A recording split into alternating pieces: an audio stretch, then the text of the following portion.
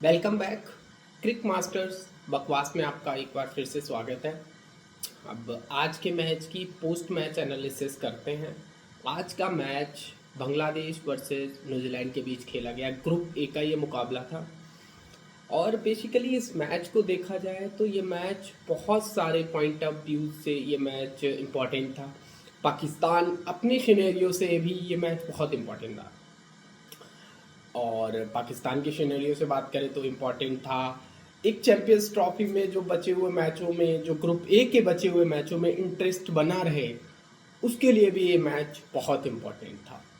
लेकिन इस मैच का नतीजा उस तरीके से नहीं आया जिस तरीके से पाकिस्तान दर्शक, होस्ट कंट्री के दर्शक सोच रहे थे।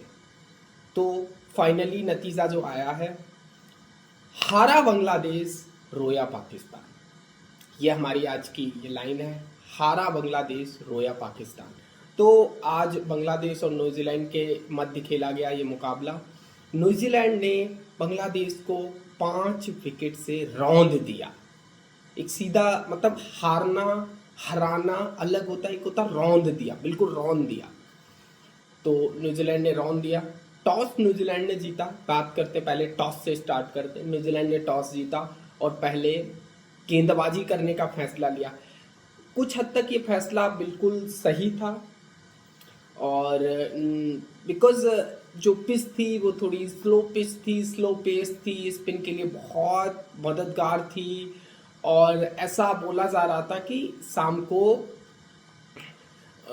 को पूरी संभावना है ड्यू आने की, मतलब ओश गिरने की पूरी संभावना थी। लेकिन ओश नहीं आई। ये भी एक रीज़न रहा कि लास्ट में बॉल बहुत अच्छा ग्रिप हो रहा था। अगर 25-30 रन और होते तो इस मैच का नतीजा कुछ और हो सकता था। बट कोई बात नहीं, नतीजा पक्ष में नहीं आया बांग्लादेश के। और पाकिस्तान में टीवियां नहीं, रोना पिटना मार तोड़ सब हो रही है, क्योंकि यार होस्ट नेशन बाहर हो गया है। मतलब दुख हमको नहीं है यार, कोई कंट्री होस्ट कर रही है और वो पहले दौर से ही बाहर हो जाए। कोई बात नहीं, होता है, ऐसा होता है, ऐसा होता है, होता है। पाकिस्तान अगर होस्ट कर रहा होता है तो ऐसा होता है। इसमें कोई हैरानी परेशानी वाली बात नहीं है। पाकिस्तान के पिछले टूर्नामेंट देखे जाए, T20 वर्ल्ड कप में यूएसए से हार गए, पहले दौर में बाहर। इंडिया में वर्ल्ड कप हुआ, पहले दौर में बाहर। चैंपियंस ट्रॉफी में पहले दौर। तो पाकिस्तान के लिए ये नई बात नहीं है। बात करते हैं बांग्लादेश की बैटिंग पे। बांग्लादेश की शुरुआत काफी सधी हुई शुरुआत रही। पहला विकेट उनका 45 रन पर तंजिद हसन के रूप में गिरा, जिन्होंने 24 रन की शानदार पारी के लिए। इसके बाद उनके कप्तान नजमल हसन संतो ने 77 रन बनाए। बहुत बॉलें खेली हैं नजमल हसन संतो ने, 110 बॉलें खेली। मतलब वो बहुत स्लो पेस पे बैटिंग को कर रहा था। इसके बाद मेहदी हसन मिराज, कोई भी बल्लेबाज उनका नहीं चल सका। ना मेहदी हसन मिराज, मुशफिक रहीम, कोई भी बल्लेबाज उनका नहीं चल सका। एक बार फिर सारी जिम्मेदारी वही जाकिर अली पे आ गई थी। जाकिर अली ने फिर भी इस बार 45 रन की पारी खेली। उनके लेगी स्पिनर रिशाद हसन ने भी कुछ हाथ दिखाए, बट बांग्लादेश को उस सुरक्षित टोटल तक नहीं पहुंचा सके ये लोग, जहां तक बांग्लादेश अपने आप को सुरक्षित महसूस करता। 250-60 सुरक्षित टोटल था। बांग्लादेश 236 रन, 9 विकेट और शानदार बॉलिंग हुई। मैट हेनरी ने 9 ओवर में 57 रन देकर 1 विकेट लिया। काइल जेमिसन को आज खिलाया गया नाथन स्मिथ की जगह पे, तो उन्होंने भी 9 ओवर में 48 रन देकर 1 विकेट लिया। एक इम्पैक्ट बॉलिंग करी, बहुत बढ़िया बॉलिंग करी। और ब्रेसवेल का तो कुछ कहना ही नहीं है, 4 विकेट ले गया 10 ओवर में 26 रन देकर के। विल ओरोकी भी 10 ओवर में 48 रन दिया, 2 विकेट लिया। सेंटनर कप्तान ने बहुत बढ़िया बॉलिंग की, 10 ओवर 44 रन और कोई विकेट नहीं मिला। बट बॉलिंग बहुत बेहतरीन थी। और इतनी अच्छी बॉलिंग, ग्रिप को पकड़ के रखा, बॉल को अच्छा मूव किया और शानदार बॉलिंग। और इसके बाद बात करते हैं न्यूजीलैंड की बैटिंग पे। न्यूजीलैंड की बैटिंग थोड़ी सी टॉप ऑर्डर उनका फ्लॉप होता नजर आ रहा है। उनके 2 या 3 विकेट बहुत जल्दी गिर रहे हैं। न्यूजीलैंड को अपने टॉप ऑर्डर पे बहुत काम करने की जरूरत है। अब विलियमसन का जो खराब फॉर्म में होना, ये न्यूजीलैंड के लिए चिंता का विषय बना हुआ है, कंटिन्यू बना हुआ है। न्यूजीलैंड एकदम समझ नहीं आता है। जैसे ही पहला विकेट बिलियंग का गिरा, 0 रन बनाए बिलियंग ने, न्यूजीलैंड ने, उसके 236 के जवाब में जब न्यूजीलैंड बैटिंग करने आई तो उनका पहला झटका बिलियंग के रूप में ही गिर गया। इसके बाद विलियमसन, नाहिद राणा, बहुत अच्छी डिलीवरी थी, वो पूरा ओवर 145 टच कर रहा था। 147 इसने पहले वाली बॉल करी और 148 की बॉल करी ऑफ स्टंप के बाहर, स्लाइड सी ग्रिप और ऊपर का किनारा लेके विकेट कीपर की दस्तानों में चली गई। तो ये इसके बाद ये भी आउट हो गए विलियमसन। इसके बाद एक साझेदारी बनी, जो साझेदारी बनी दोनों लेफ्ट हैंडर्स के बीच, रचिन रविंद्रा और डेवन कॉनवे के बीच। रचिन रविंद्रा को 4 नंबर पे भेजा गया।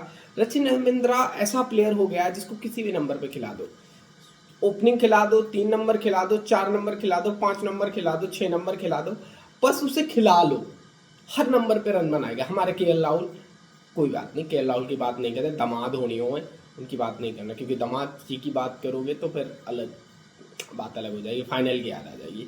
रचिन रविंद्रा ने शानदार 112 रन बनाए और बांग्लादेश ने फील्डिंग में बहुत सारे मौके गंवाए, रन आउट चांसेस, मतलब आपको तीनों स्टंप दिख रहे हैं, आपको रन आउट करना पड़ेगा, आपको जो उनकी इनिंग पेश हो रही है उसको रोकना पड़ेगा। अच्छा ग्रिप हो रहा था स्पिनर्स का बॉल, फास्ट बॉलर का भी बॉल, बट आपको उसके लिए विकेट्स लेने पड़ेंगे।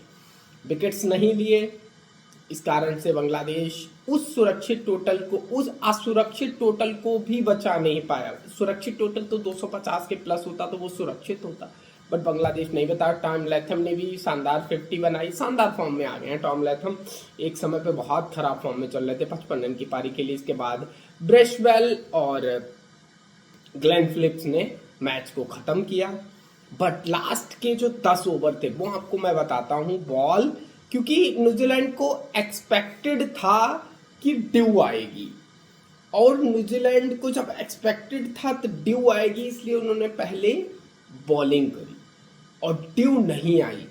यहां पर अगर 25 से 30 रन और होते तो न्यूजीलैंड को ये फैसला बहुत कॉस्टली होता, बहुत कॉस्टली, क्योंकि बॉल बैट पे आ नहीं रही थी, फंस के आ रही थी, विकेट बिल्कुल एकदम गेंदबाजों के मददगार हो गया। इनको धन्यवाद बोलना चाहिए रचिन रविंद्रा का कि विकेट भी नहीं दिया और रन भी बनाते रहे, ऐसा नहीं कि लास्ट टाइम फिनिश करेंगे, ऐसा नहीं था रचिन रविंद्रा का। तो बांग्लादेश ने 25-30 रन कम बनाए, पाकिस्तान को हंसाने के लिए उनको बनाने चाहिए थे, बट बांग्लादेशी कैसे हंसा सकते हैं।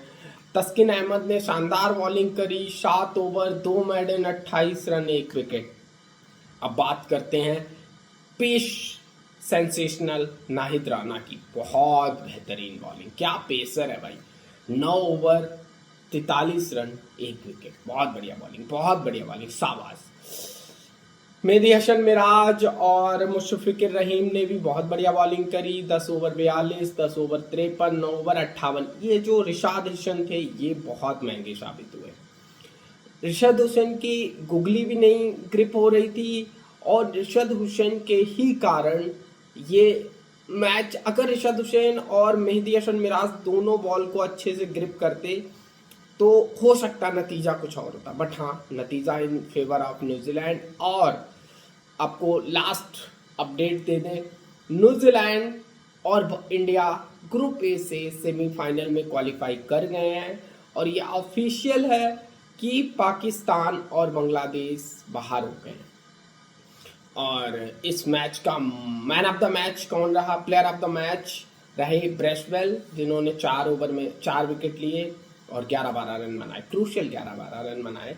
और यही बेस्ट बॉलिंग परफॉर्मेंस मेरी तरफ से दोनों टीमों पे देखी जाए तो ब्रेशवेल रहेगा, बट माय फेवरेट मैंने जो चूज किया है वो नाहिद राणा को, क्योंकि उसने बहुत बढ़िया, पेस सेंसेशनल था, कुछ कैचेस छूटे, कुछ चीज़ें हुई। बांग्लादेश को अपनी फील्डिंग पे बहुत काम करने की ज़रूरत है। अगर बांग्लादेश अपनी फील्डिंग पे काम करता है तो बांग्लादेश के लिए आगे के आने वाली जर्नी में काफ़ी काम हो सकता है, क्योंकि बांग्लादेश के पास अच्छे पेसर हैं, अच्छे बॉलर हैं, अच्छे बैट्समैन हैं, बट बांग्लादेश को अपनी कंसिस्टेंसी पर काम करना पड़ेगा।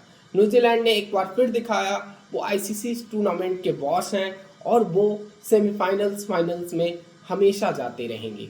न्यूजीलैंड ने आईसीसी चैंपियंस ट्रॉफी 2025 की सेमीफाइनल में क्वालिफाई करने वाली दूसरी टीम बन गई है। और अब दूसरे ग्रुप में जो मैचेस होंगे, आज के मैच पे जो कल मैच होना है उस पर बहुत ज़्यादा उम्मीद है कि साउथ अफ्रीका ऑस्ट्रेलिया का काफ़ी धमाकेदार मुकाबला देखने को मिल सकता है।